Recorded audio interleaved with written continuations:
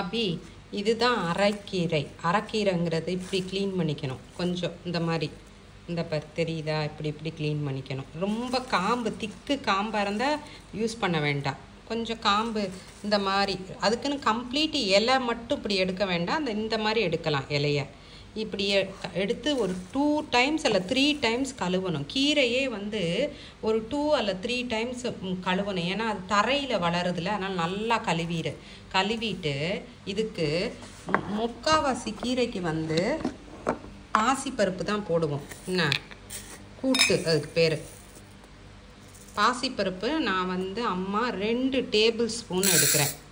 ஒன்று நல்லா 2 table spoon பாசிப்பருப்பு எடுத்து பாசிப்பருப்பை கழுவிட்டு கொஞ்சம் நேரம் ஊற வச்சுக்கோ. எதுக்குன்னா இதை ஃபஸ்ட்டு பாசிப்பருப்பை எடுத்து ஊற வச்சுட்டு அப்புறம் கீரையை க்ளீன் பண்ணான்னு வச்சுக்கோவேன். இந்த பாசிப்பருப்பு ஒரு அரை மணி நேரம் ஊறுனா ஒன்றா போட்டுடலாம். இல்லைன்னா தனித்தனியாக பாசிப்பருப்பை தனியாக வேக வைக்கணும், கீரையை தனியாக வேக வைக்கணும். இதுனா ஒரே இதில் போட்டுடலாம். சரி, இப்போ நான் அம்மா இது ஊறட்டும், அரை மணி நேரம் கழித்து உனக்கு சொல்கிறேன். அப்படி அரைக்கீரை கூட்டு என்ன. இப்போ வந்து எண்ணெய் கொஞ்சோண்டு போட்டிருக்கேன். எண்ணெய் காஞ்ச உடனே இதில் கொஞ்சம் சீரகம் அப்புறம்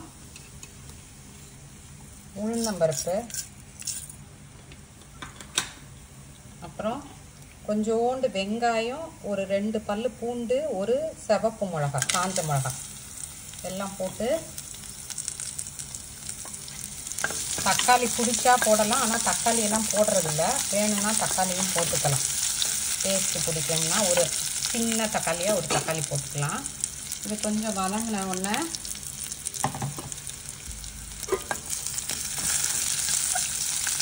இது கொஞ்சம் நல்ல சீரகம்லாம் வாசம் வரும். வாசம் வந்தோன்னே அந்த கீரையை இப்படியே போட வேண்டியதுதான்.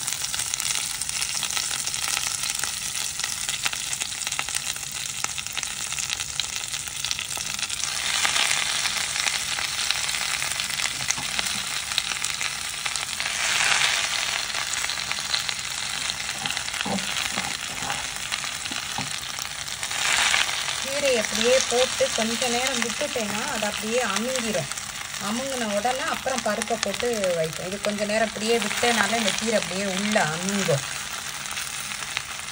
இது பார்த்தேன்னா போட்டதுக்கு கொஞ்சம் வந்து அமுங்கிப்பாரு. இதை அப்படி ஒரு கிண்டி விட்டுட்டோம். கொஞ்சம் கீரை எல்லா கீரையும் வதங்கட்டும். நல்லா அந்த சூட்டில் வந்து சாஃப்ட் ஆகட்டும். சாஃப்ட் ஆனோன்னா பருப்பை போடுவோம்.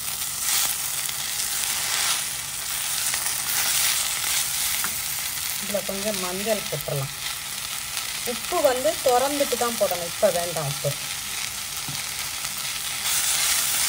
இப்போ கொஞ்சம் சாஃப்ட் ஆகிட்டே இருக்கு பாரு. இது கொஞ்சம் அப்படி சாஃப்ட் ஆகட்டும்.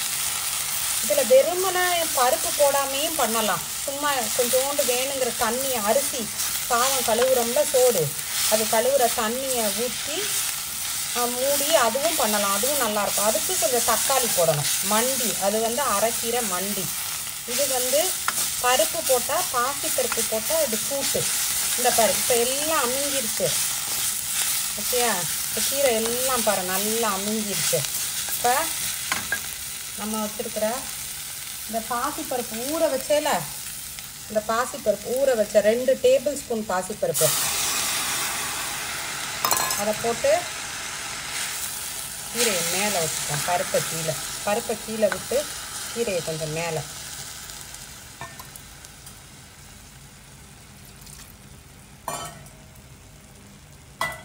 தண்ணி வேணும்னா தண்ணி கொஞ்சம் ஊற்றிக்கலாம். வேணுங்கிற தண்ணியை ஊற்றி கொஞ்சோண்டு தண்ணி, அதுக்குன்னு தொப்புன்னு இல்லை, ஒரு 1/4 கப்பு, ஒரு அரை கப்பு கிட்ட தண்ணியை ஊற்றி குக்கரை வச்சு ஒரு ஹையாக வச்சு ஒரு விசில் வச்சு எடுத்துடணும். ஒரே ஒரு விசில் ஹையில். தண்ணி வந்து பாரு ரொம்ப கம்மியாக தான் விட்டுருக்கேன். இந்த பருப்பு வேகிறதுக்கு மட்டும்தான் தண்ணி. ரொம்ப தண்ணி விட்டேன்னா கீரையும் ரொம்ப நேரம் வேகும், அப்புறம் கலர் மாறி போயிடும். அதனால தான் ஊற வைக்கிறதுமே பருப்பை. கீரையோட கலர் கொஞ்சம் டார்க் க்ரீனாகவே இருக்கிறதுக்காக. இப்போ தண்ணி அந்த பருப்புக்கு மட்டும் போட்டுட்டு இப்போ அவ்வளோதான் போட்டு அம்மா ஒரே ஒரு விசில் வைக்க போகிறேன். High whistle. அப்படி இங்கே பாரு, ஓப்பன் பண்ணோன்னே இப்படி இந்த பருப்பெல்லாம் நல்லா வெந்துக்கும். இப்போ இதை கடைஞ்சோம்னா சரியாயிரும். இப்போ என்ன பண்ணணும்னா இதுக்கு வேணுங்கிற உப்பு ஒரு ரொம்ப கம்மி, எவ்வளவு போடுறேன், 1/2 டீஸ்பூன் போடுறேன். 1/2 டீஸ்பூனுக்கும் கொஞ்சம் கம்மியாக கூட உப்பு போட்டுக்கலாம். உப்பு வந்து கொஞ்சம் ஸ்ட்ராங்காக இருக்கும் கீரையிலலாம். அப்புறம் ஒரு ஸ்பூனு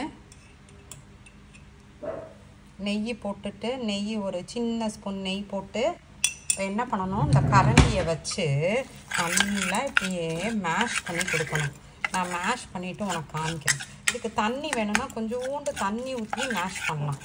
ஃபஸ்ட்டு மேஷ் பண்ணிவிட்டு நல்லா இப்படி மத்து இருக்கும்ல, உடன் மத்து மாதிரி இருந்தால் இதை வச்சு இப்படியே தேய்ச்சி இந்த கீரையை நல்லா மசிச்சு விடணும். அவ்வளோதான். நான் இதை மசிச்சுட்டு உனக்கு காமிக்கிறேன் எப்படி இருக்குன்னு. அப்படி இங்கே பார், நல்லா அப்படி மசிச்சுட்டேன் பார். நல்லா போட்டு ஏன் இப்படி மசிக்கணும்னா, இல்லைன்னா அந்த காம்பு வந்து நூல் நூலாக தெரியும், சாப்பிட்றதுக்கு வந்து நல்லா இருக்காது. அதனால தான் இப்படி நல்லா கரண்டியால் வச்சு கொஞ்சம் நேரம் மசிச்சுட்டு தண்ணி வந்து கொஞ்சம் ஊற்றிக்கலாம், இன்னும் கொஞ்சம் கூட ஊற்றிக்கலாம். உனக்கு வந்து சாதத்தில் போட்டுக்கணும்னா இன்னும் கொஞ்சம் தண்ணியாக வைக்கலாம். நான் நம்மளுக்கு இப்படி போதுன்றனால இப்படி வச்சுருக்கேன். நீ கொஞ்சம் கூட இன்னும் கொஞ்சம் தண்ணி ஊற்றி பண்ணிக்கலாம். அவ்வளோதான். நல்லாயிருக்கும், ட்ரை பண்ணி பாரு.